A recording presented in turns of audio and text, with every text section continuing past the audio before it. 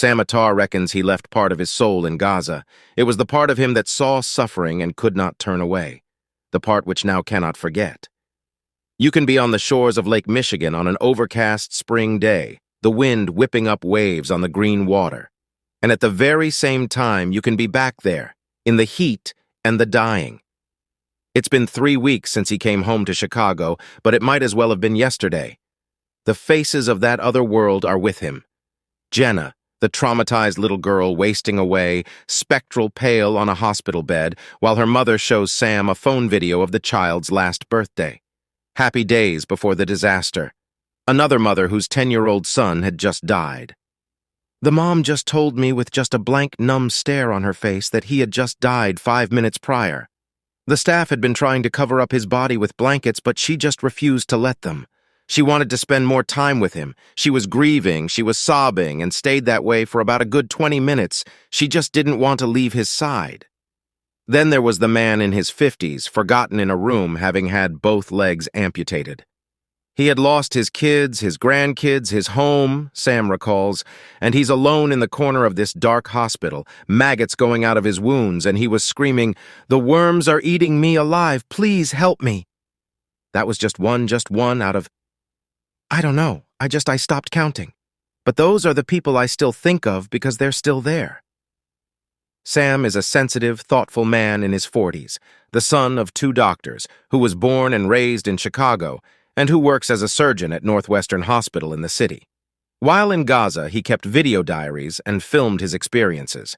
For 2 weeks in March and April, on behalf of the NGO Palestinian-American Bridge, he worked in Gaza hospitals that were desperately short of everything except badly wounded patients.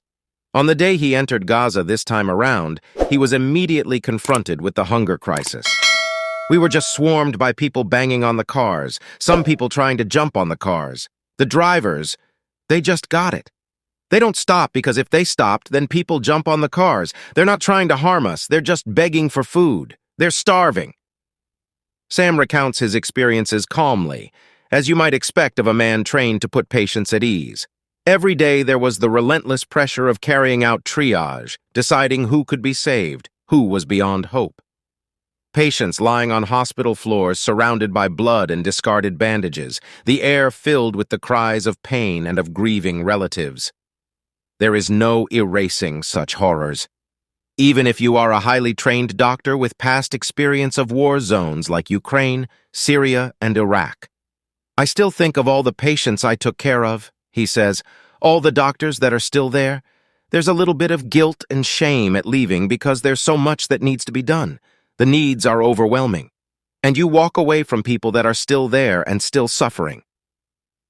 The last trip, his 3rd into Gaza since the war began, saw him join the first team of international medics to be embedded in a hospital in northern Gaza, where malnutrition is at its most acute.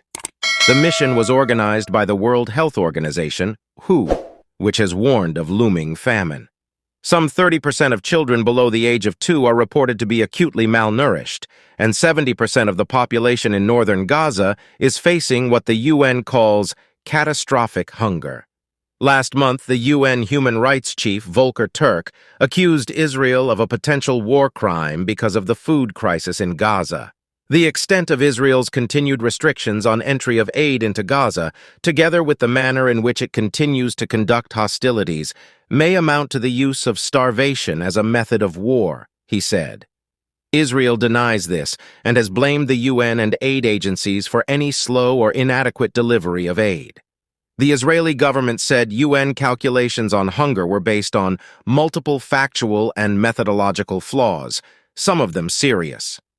The government has said that it had tracked media reports that food markets in Gaza, including the north, had plentiful supplies. We outright reject any allegations according to which Israel is purposefully starving the civilian population in Gaza, said a statement from Koget, coordinator of government activities in the territories. Sam Attar remembers the 32-year-old woman admitted suffering from severe malnutrition, with her son and her mother and father in the room with her. She underwent CPR, attempts to resuscitate the heart, but could not be saved. I had to call it, Sam says.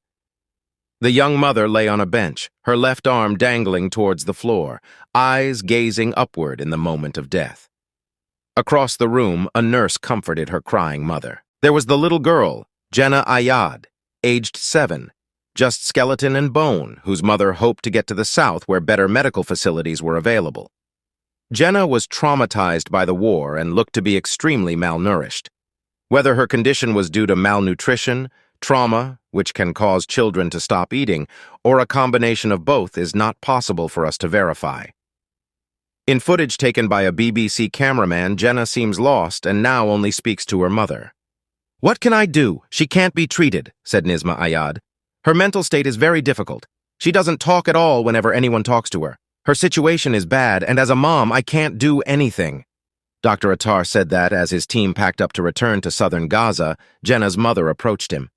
"Jenna's mom came to me and was saying, 'I thought we were coming with you. What's happening? Why are you going and we're staying?'" Sam had to explain that the convoy south was only approved for the delivery of fuel and food and not for carrying patients.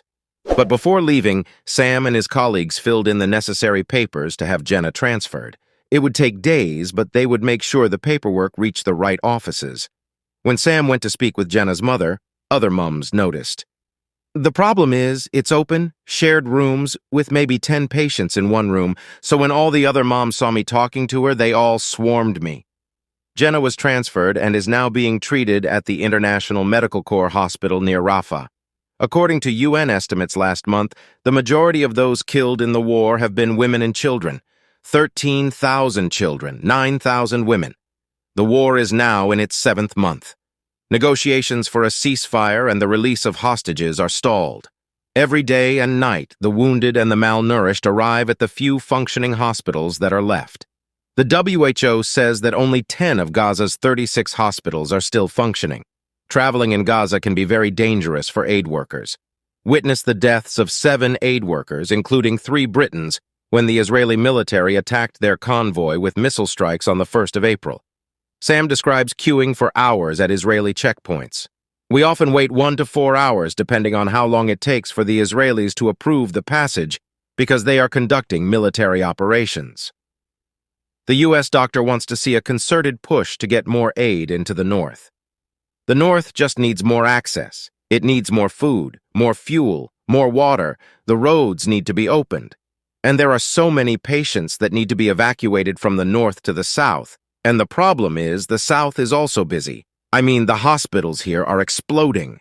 He will go back. Soon, he hopes. There are bonds of friendship which call out to him. The paramedic Nabil, who Sam saw every day, bringing in the wounded for treatment until he himself became a victim who had to be pulled from the rubble by his colleagues. He is alive but will not be able to leave Gaza.